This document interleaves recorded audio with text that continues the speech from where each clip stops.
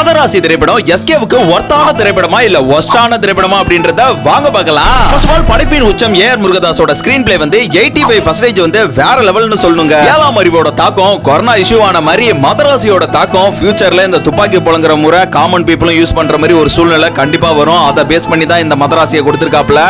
இப்படி எல்லாம் நம்ம ஊர்ல வர வாய்ப்பு இருக்கு அப்படின்னு சொல்ற ஒரு எச்சரிக்கை படமா இது இருக்க வாய்ப்பு. செகண்டா அனிருத்தோட மியூசிக் வந்து சிவகார்த்திகேயனுக்கு தேவையான அளவுக்கு கொடுத்திருக்காரு. பட் படத்துக்கு தேவையான அளவுக்கு கொடுத்திருந்திருக்கலாம். மூணாவதா வில்லன் விஜய் ஜமாலுங்க. ஃபர்ஸ்ட் ஹாஃப்ல என்னடா அப்படின்னு இருந்தாலும் செகண்ட் ஹாஃப்ல எல்லாருக்குமே சாட்டிஸ்ஃபைடா கொடுத்தாரு. நாலாவதா ஹீரோயினுங்க. அவங்களுக்கு கொடுத்த ரோல அவங்க ரொம்பவே அழகா பண்ணிருந்தாங்க. பட் ஹீரோயின் வேற யாரனா போட்டிருந்திருக்கலாம் அப்படின்ற மாதிரி தோணுச்சு. லாஸ்டா நம்ம ஹீரோ எஸ்கேங்க. இது வரைக்கும் நடித்த படங்களை தாண்டி நடிப்புல ஒரு சாதனையை பண்ணிருக்காரு அப்படின்னா கண்டிப்பா இந்த மதராசி திரைப்படத்துல தான். அதே போல டான்ஸ், ஃபைட் அப்படின்னு எல்லாமே குவாலிட்டியா கொடுத்து கமர்ஷியல் பீக்ல கால் தடுத்து பதிச்சிட்டாருங்க.